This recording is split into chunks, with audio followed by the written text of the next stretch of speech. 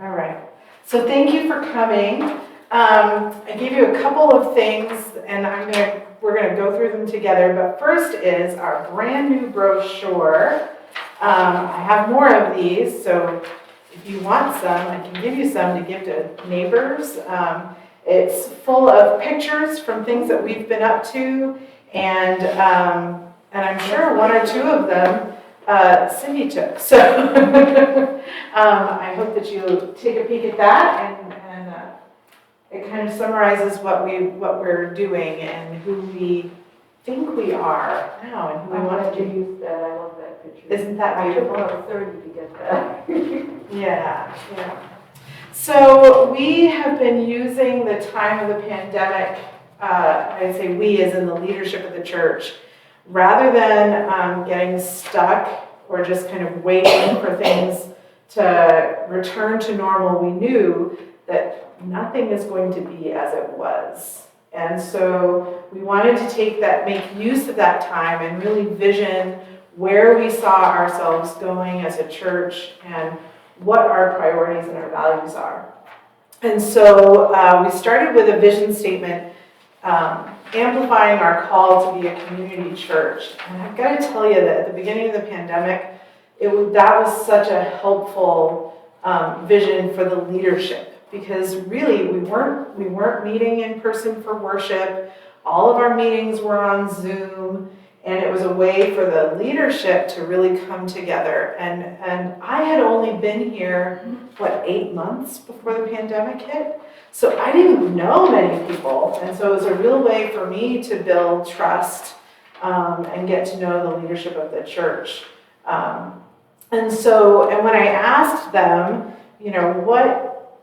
who do you say we are? They said, we're a community church. We want to be a pillar in this community. And so I said, okay, well then we need to amplify that so that other people hear that as well. But because everything was closed down, nobody else was really hearing that message.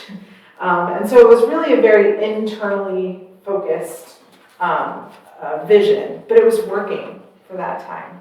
Then we started opening up worship. Remember Mother's Day last year? And how excited we were to come back. And one of the first things I did was ask the congregation, who do you want people to say we are? Or what do you want them to know about us? And I remember Cindy actually saying, I want them to know that we're welcoming of everybody, right? And so we took all of the things that people were saying and came up with this other vision, this second vision, to be a center of spiritual growth and action. And that worked well for the congregation. And so we started thinking about, well, what does spiritual growth look like, and what does that mean? And we joined an online Bible study, or book study, I should say, with the New England Annual Conference. We read Brian McLaren's book, Faith After Doubt. And we started looking at the things that we were doing, like Have Faith Will Travel. Like, how are we putting our faith into action? Have Faith Will Travel, by the way, was our answer to a quick stop to Sunday school. And we were delivering Sunday school kits, if you will. For a while, it was almost every month, and then it got to be like quarterly. So there was one of the kits we also delivered to all of the kids who got our Christmas tree gifts. So there was one of those that we delivered more than 30 kits. But on a regular basis, we're reaching out to 11 families, and I think it's like 16 children who are still getting these kits. But we realized that, again, that was really good for us. Right? It was very internally focused. The congregation was in on it, but the community had no idea what we were doing and where we were going. And so we needed to develop a vision that was community focused, that the community could grab onto and say, hey, I want to be a part of that. Even if they're not in the pews on Sunday morning, right, they're still participating or finding things that they can connect to and with. And that's when we developed the vision of building bridges of healing and hope. And so now you'll start to see that in hopefully you've already seen it in places, whether it's on our letterhead or on these brochures. On our new sign. And our new sign, we had it out there for a while.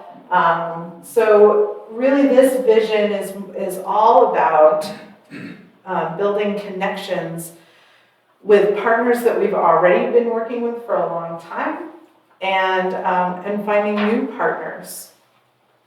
So we, like I said, we revitalized our leadership. We focused in on, okay, well, let's make some actual goals, measurable goals, set some goals for ourselves, and then evaluate them. And we've done that every year, pandemic or no. We've had our all-committee meeting. Each committee has set goals about what they want to accomplish. And all of those goals we whittled down to these 4 bullets. So one of the goals is to provide opportunities for people of all ages to deepen their spiritual lives. And for us, we wanted to be clear that it didn't mean a traditional idea of Bible study necessarily. It could be a book study. And so we started a book study on creation spirituality. And that group, from that, they said, well, we're really interested in Native American spirituality. And so this winter, we're going to be reading Braiding Sweetgrass together and using that as our study focus. We wanted to deepen our community partnerships. So Aging at Home, we're in the Aging at Home space. Isn't that pretty cool? Our space is being used and open to the whole community. The United Methodist Economic Ministry, a lot of people didn't know about how local that ministry is. Aaron does, because he's been one of our contact people, really connecting us with them. So our school supply drive, we share between them and the Wayne Elementary School. And because we added United Methodist Economic Ministries into that, we're providing supplies to more than 200 students in this area of Maine. So they cover Farmington, and I mean, it's our part of the state.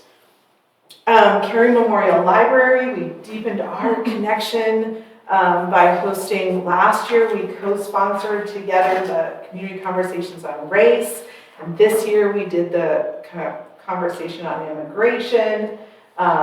We're already thinking about what it's going to look like next year, what topic we might cover. So that's a partnership that's really blossomed. A new one, actually 2 new ones, the Marana Cook Food Pantry and the Capital Area New Mainers Project. We had for a long time helped the Winthrop Food Pantry, but they are at a phase or a stage in their development where our gifts of food products aren't as helpful. They really need more monetary donations because they buy in bulk from Good Shepherd Food Bank. They get a lot of big things from Hannaford and things like that. And so, our Thanksgiving leftovers really didn't make a dent in how they are distributing food. But we found out that Marana Cook Food Pantry had a real need. I mean, that's where our kids go, right? These are our families, our neighbors. And they said, we'll take all those foodstuffs. And so last year we actually did 2 drives for Marana Cook Food Pantry. The monetary donations we received, we turned into Hannaford gift cards and gave them the gift cards and told them to go shopping and buy what they needed.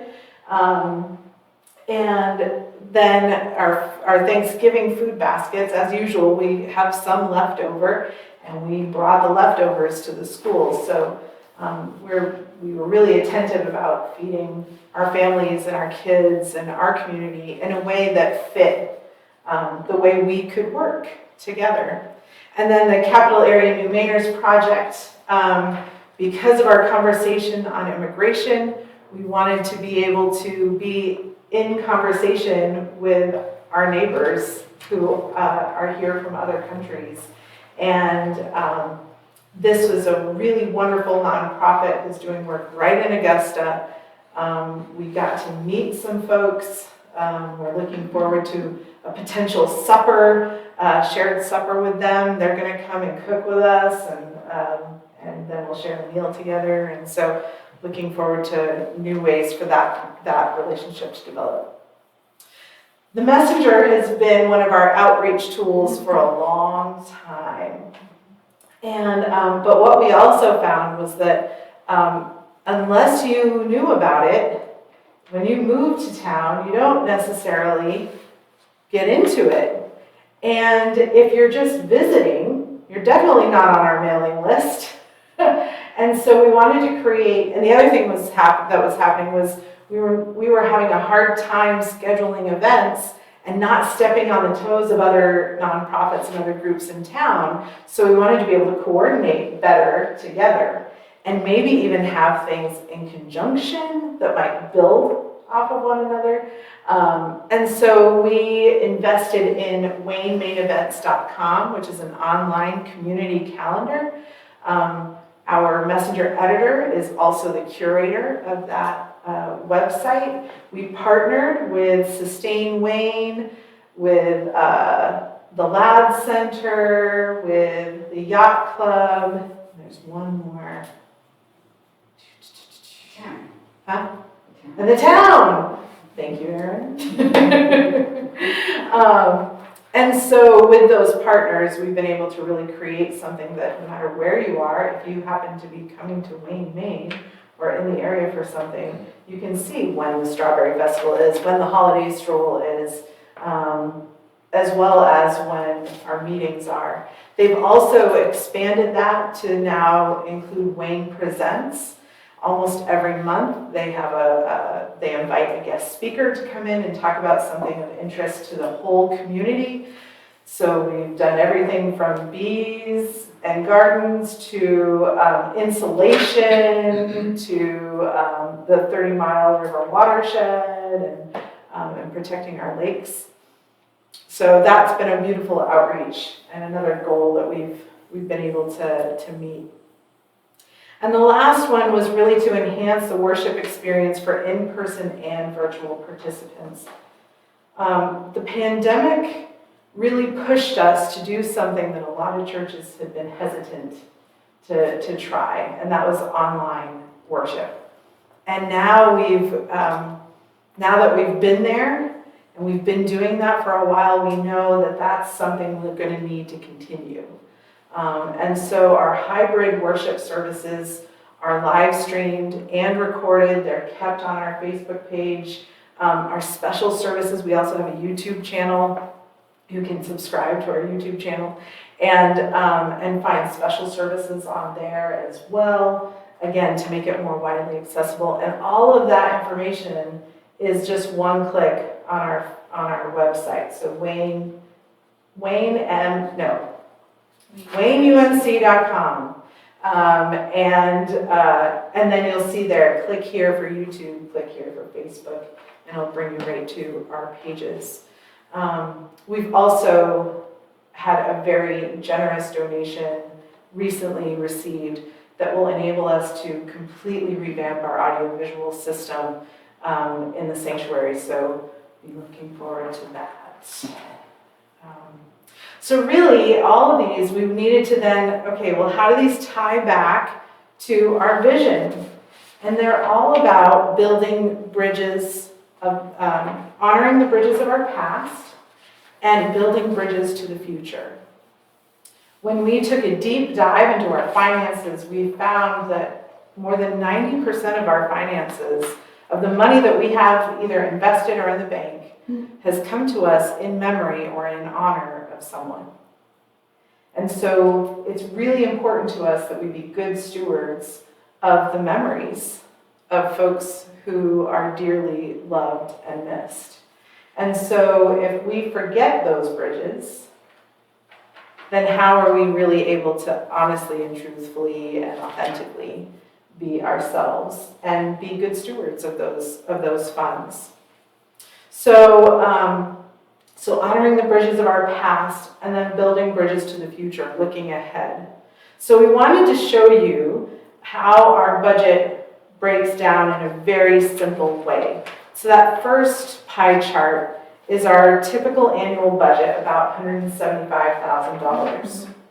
You'll see most of that goes to your pastor and staff, right? That's Ken and Brenda and Christina and Hannah and Carol and me. It's actually Carol's not in that amount. I should take that off. So because they have a separate budget for the messenger. But anyway, it's for your pastor and staff.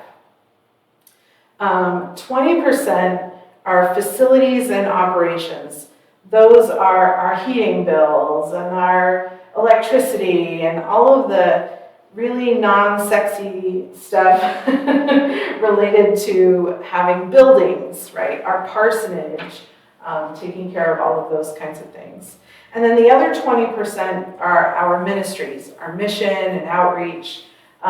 These are our mission shares, which are part of our Connectional United Methodist system. So mission shares give us the opportunity to create wells in Uganda and send students to the historical black colleges on scholarships and help with cleanup after hurricanes and things like that. Okay, so the second pie chart is our income. And you'll see about 5% of our income comes from investments. That's the interest that we get from our funds that are set aside. Most of it comes from our pledging families. That's 60%. So I'll say it again. We can't say thank you enough. So thank you to folks who pledge, because that's the biggest portion of our annual income. And then 15% comes from fundraising. So what are our two big fundraisers? The only thing I can think of is trustee dinners.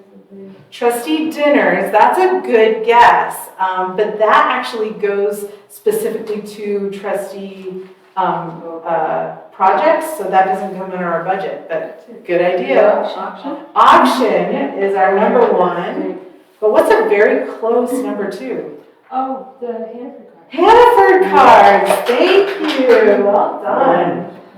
So typically we budget about $15,000 for our auction and about $7,000 for the Hannaford project. We are on track to get $7,000 from the Hannaford card again this year, but last I heard, our auction this year was the best we've ever had, and it was $18,000. Wow, that's awesome. Yeah. So they have set a new goal for next year. Drum roll. Like 20 is my guess. 25. $25,000. Wow. Yeah. Go So Mike. go Mike and Sue. Exactly. Yes. But that still leaves 20% of our budget that's unfunded, right? So we started this year $30,000 in the hole, knowing we would be $30,000 in the hole. So what matches with that 20% when I tell you that all of our bills are paid? What are we not paying? Missions. We're not doing our mission and outreach. And can we say we're a church if we're not doing mission and outreach, right? If we're not meeting that call. So we're looking for new ideas, new ways that we can kind of fill that gap. And that's what's on the back of your sheet. So this is just to get ideas started and percolating and questions percolating in your brains. There are tons of ways for us to fill that gap. And if we all take a little piece of it, it really isn't that painful. If you look at our budget, how many nonprofits have a budget under $200,000 for a whole year with a staff of 6? I mean, not many, right? So there are ways to commit toward the general budget. There's an annual pledge. I'm sure everybody here has received an annual pledge letter year after year after year. And we really wanted these Connect gatherings to be a different way of of reaching out to folks, of really letting you know what's going on, letting you ask some questions, and finding ways that you want to be engaged, ways that you want to connect, right? So there's the annual pledge. This year, we're also inviting people to consider pledging in advance. Maybe you could make a 3-year pledge. Say, I will give this amount this year, I'll give another amount next year, and I'll give another amount the 3rd year, or I'll commit to giving this amount all 3 years, or whatever it looks like for you. That will help the finance committee plan for the future. Okay, do we need to plan more fundraisers? Or do we need to change how we're investing, or those kinds of questions. For those of us who are over 70 and a half and are required to take IRA distributions, you can give through your financial advising company, whoever handles your IRA. And it's called a qualified charitable distribution. And you know by, December, what your next year's distributions are going to be, what you're going to be required to take. And so you could actually pledge some, all, whatever, of that amount. You call your management company and you say, don't write me the check, write it to the church. And then you don't pay any taxes on that money. Where if you take it yourself and then you write a check to the church, you have to pay the income tax on it, and it came to the church anyway. So we're also trying to be creative and thinking of ways of saving you money, if that works for you. We have this big, bold dream of building our endowment to $1 million. We have about 350, 400,000 in there, depending on the week right now. So if we could double that, just say we double it to $800,000. Right now, $400,000 is providing 5% of our budget. If we doubled it, guess what? It's 10%, right? Go ahead. With that much in the endowment, why isn't some of that peeled off to meet the mission trips that we're not paying? It is, that's the 5%. Okay. Yep, oh yeah. And is there a critical mass of an amount of money so that things roll easier financially for these pieces of pie? We have, I don't know, no, Saying? rephrase Like- that question. Okay, so you said you wanted, was it? Our goal is our endowment to get to $1 million.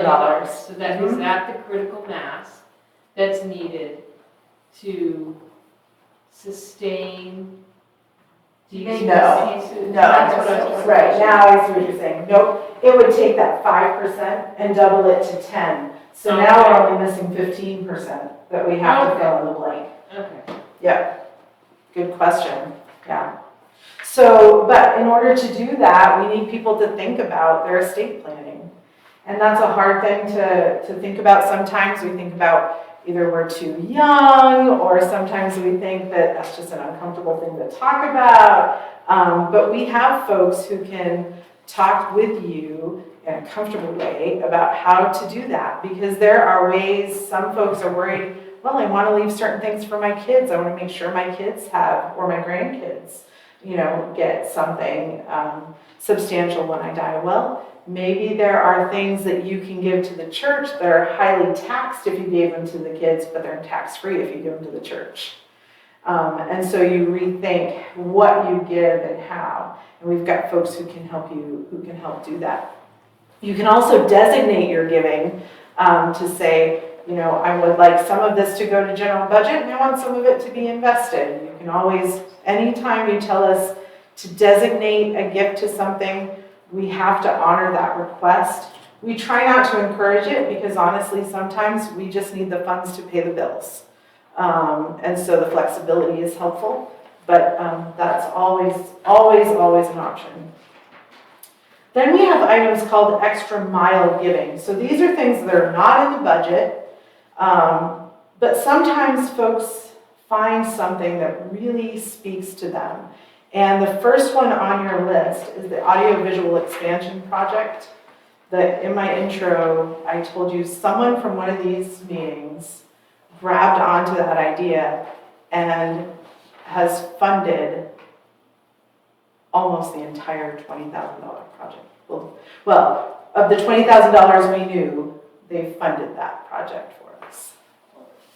Because they heard about it in this meeting and said, wow, so this is something that anybody in the town could sign up and use the sanctuary space. It will enhance our basically those big life moments like our weddings and our memorial services. It'll enhance the baptisms. We did our first virtual baptism, right, during COVID. And it was little baby Eloise, and her parents came up from Florida, and a few other, we had like, I think maybe 8 people in the sanctuary where we baptized. We recorded the actual baptism, and then we played that video in worship on Sunday and sent everybody else who was participating online all the words that we say when we have a baptism in church. And together, even though the baby was back in Florida with her mama, they were there. Her great-grandparents in England were there watching, and we all committed ourselves to this baby girl, right? How cool would that be to, sorry Dan, but to not have this little tripod situation going over here, but to have things that were hidden in our sanctuary that wouldn't detract from the beauty of the sanctuary, but would enhance the experience for everyone, right? Part of this vision, part of this project is a drop-down screen that comes behind the altar table in front of that, in front of our red curtain.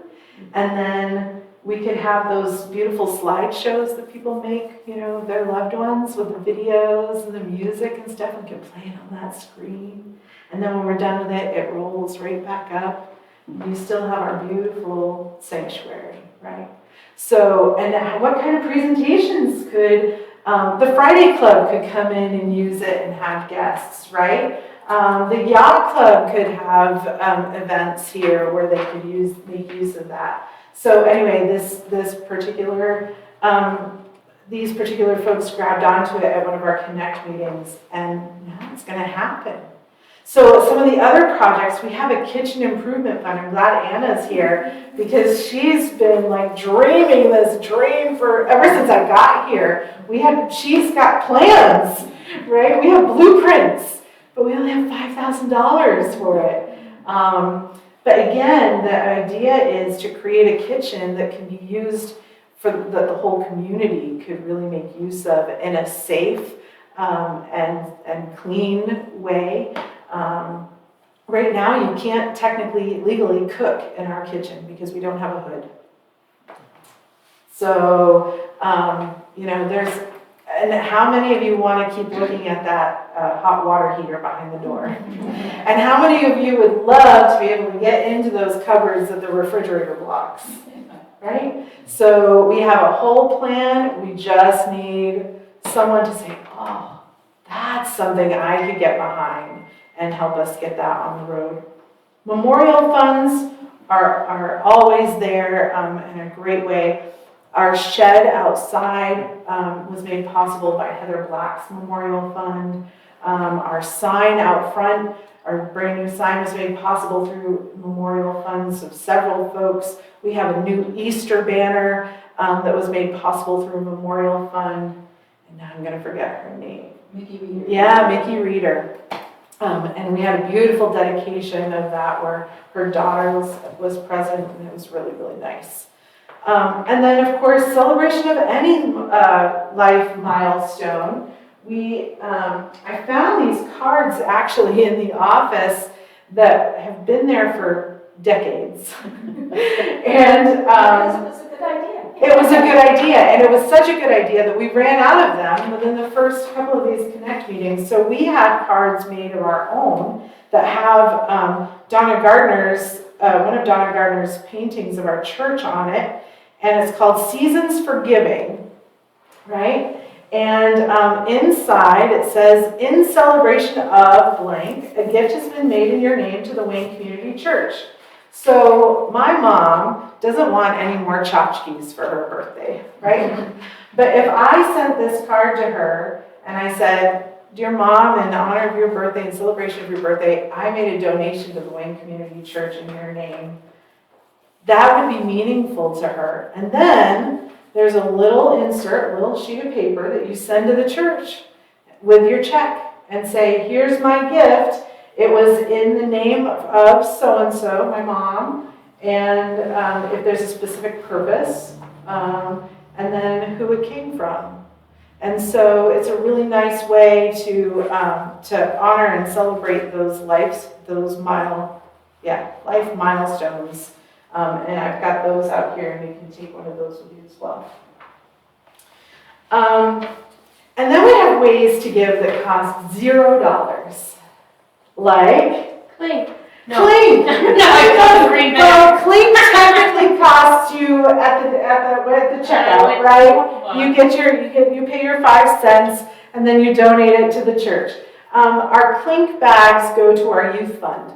So our family hike that we're having tomorrow with a free bag lunch that's made by Julie at the general store, which by the way last year was delish. I don't know if it was just because we'd hiked for a while and we were really hungry, or it was because Julie made it, or both, but really good lunch. Things like that, those projects are funded by the Clink. All the Clink money goes into our youth and family fund. So, And I've often wondered, because I do that Yes. regularly, sometimes I raid the whole box. And I have wondered why. It would seem that whenever Hazel or her representative makes the picture on Sunday, that is mentioned, because I'll bet there are a whole lot of people out there that have no clue what those are. Well, here we go. This is another one of the reasons we're doing this, right? Let people We've been know. getting all the dollars for 10 or 12 years. 10 or 12 years. Also very faithful carryover, and I will say, very quietly, water bottles are 15 cents. So this is a really easy way to give, and you don't, it doesn't, Should we put them in the pews? put them in the pews. Well, they're always in the back. So whoever's greeting, these are always in the But it back. needs to be mentioned regularly. I think Mention it some that more. has to be. All right.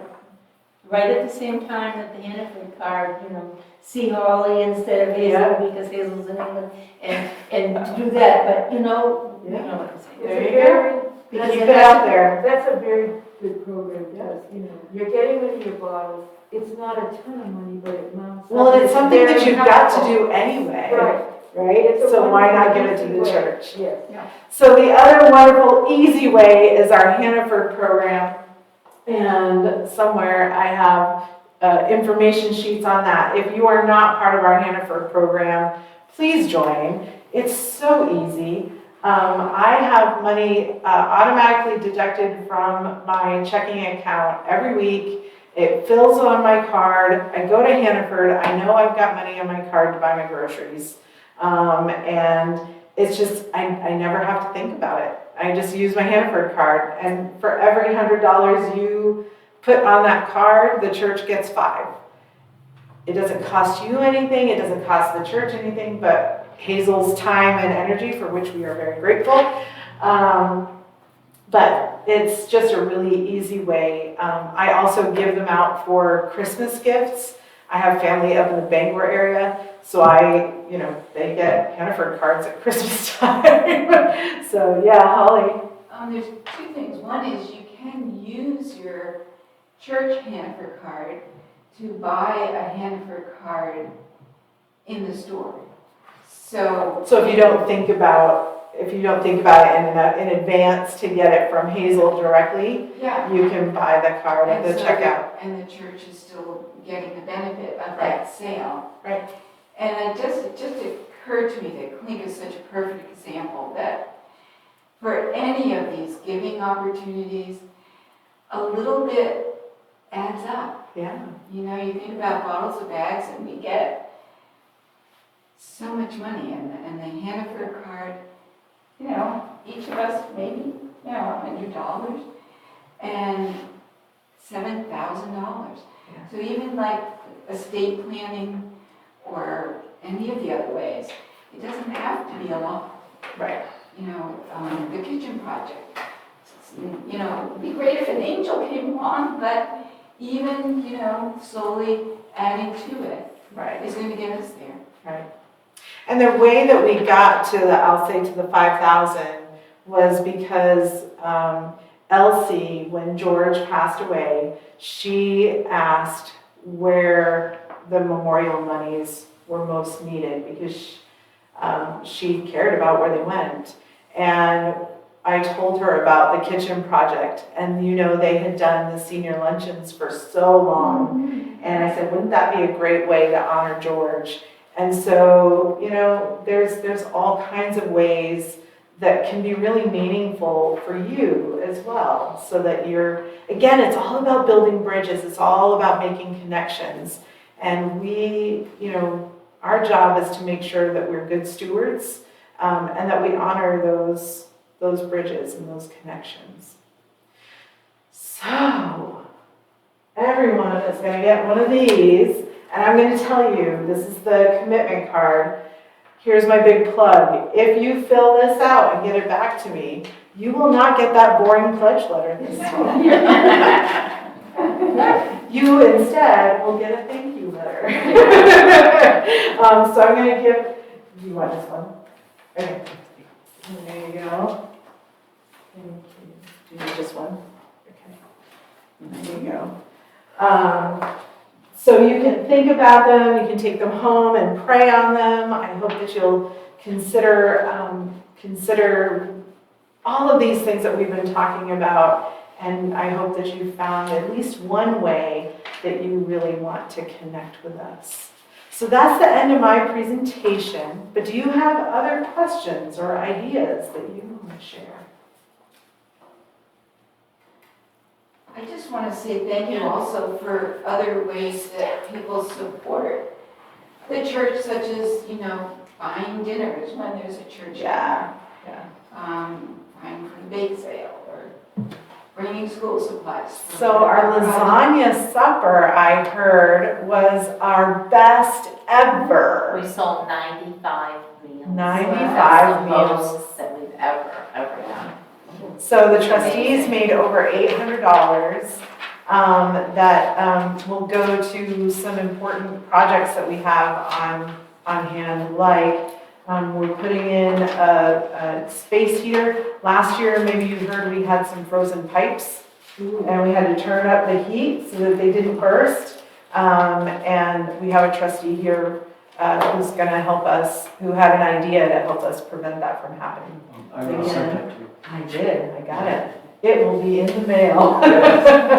So, I walked in the church the other day and you could feel that heat from the heat pump. yeah, That was just amazing. the heat pumps were a big project, yeah.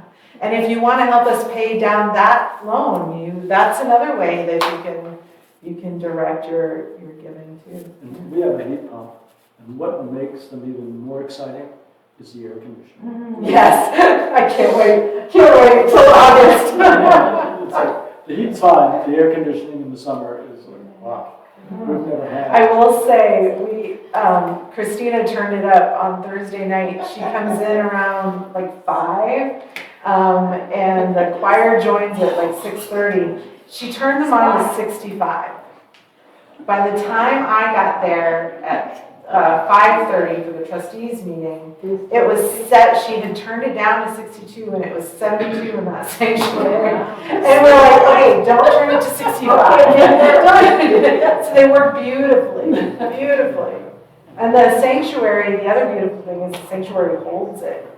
Like it holds that heat. The room is so big, it's unbelievable. It is. How, you know, the ceiling is so high, it's just amazing. So we've already done some really amazing things the last couple of years. And it's exciting, and I hope that you're excited about it too.